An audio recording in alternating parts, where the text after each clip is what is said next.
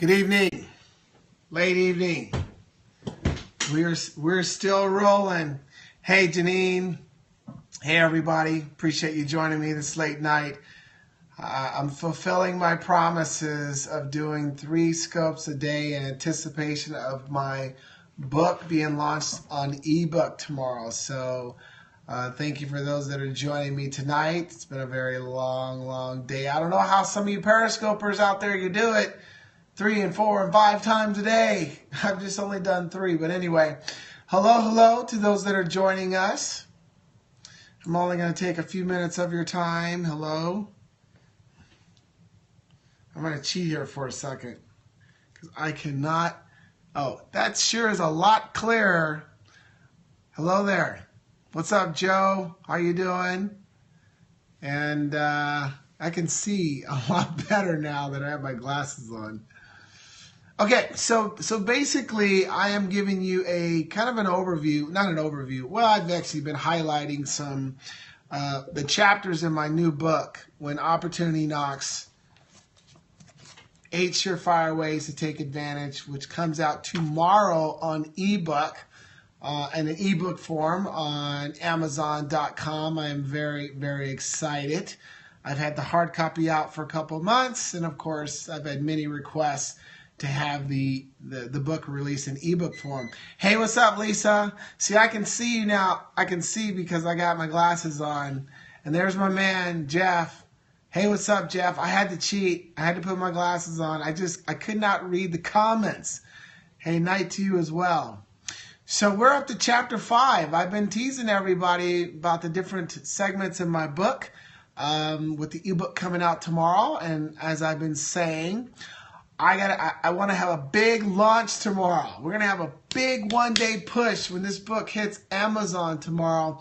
Because if you do it right, you got a good shot to get on the top 10 bestsellers list. And as a new author, that's some credentials I'd love to have. So it will be available at 12 a.m. And I'll be pushing this baby for the next 24 hours. So thank you, Lisa. Really appreciate that. Okay, so we're up to chapter 5. I've highlighted the foreword. Let's see, I've highlighted chapter 1, what's your passion, what drives you. Highlighted chapter 2, are you willing to do what it takes mentally. Chapter 3 was about preparation, the preparation that's needed in order to, hey, what's up, Shafin? Good job up there in Canada. Thanks for Periscope, and you guys had an awesome event tonight. So chapter 4 was, chapter 3 was preparation. Chapter 4 earlier, we talked about hard work. We talked about the value of putting in hard work. No matter what opportunity you're going after, are you willing to make the commitment to work hard? You know, put in the sweat equity, put in the extra energy. Now let's talk about chapter 5. Chapter 5, now remember, I'm giving you kind of a blueprint of success in terms of seizing opportunities and really taking advantage of them. And I talk about this always, that I played 9 years in the NFL at 5'10", 157 pounds. Everybody and their grandmother said I was too small, you could not play. Well, I took advantage of that opportunity, but it wasn't just given to me. I had to go do something. There's some steps I had to follow, and I'm giving you guys this recipe. So chapter 5 is titled Tap into the Reservoir of Experience. Tap in the Reservoir of Experience. What do you think I'm talking about there? Mentorship. It's all about mentorship.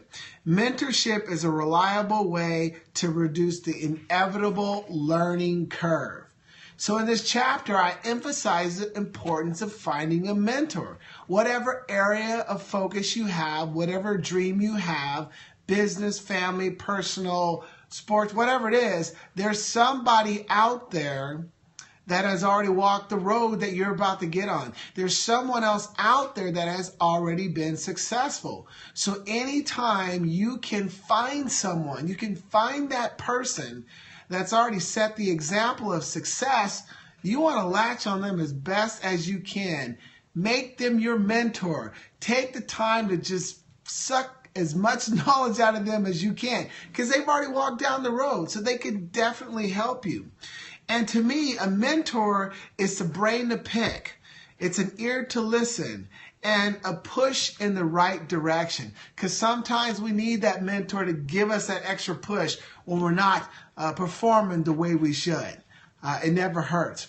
So at the end of the chapter, though, I give you sort of my recipe as far as how to find a mentor. And before I talk about that, what was really cool is I was able to kind of review throughout my life the different mentors that I've had throughout my career.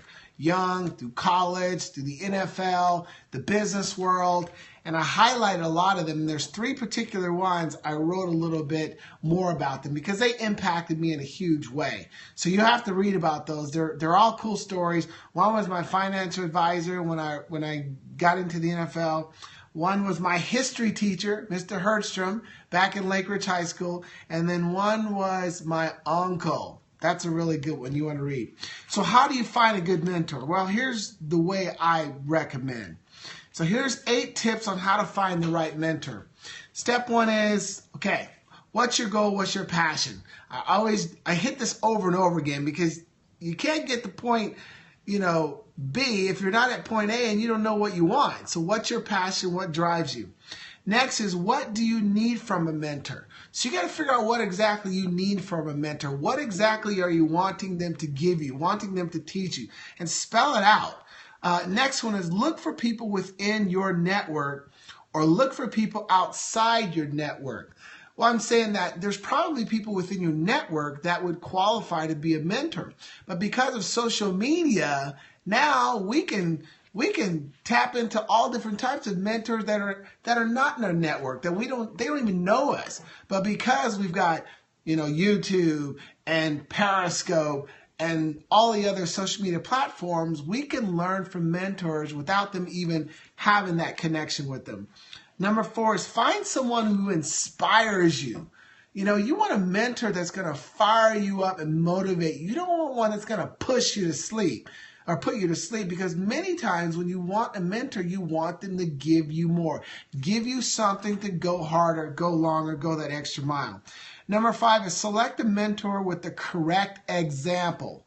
Follow someone that can walk the walk and talk the talk. Don't find someone that, sometimes I call them, in the NFL, we used to call them theory coaches.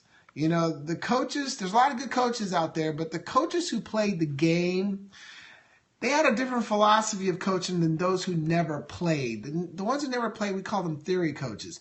But the ones who played, they were players coaches. They know what it was like to be a player. They know what it's like to play in a game. The game of NFL is so, so fast.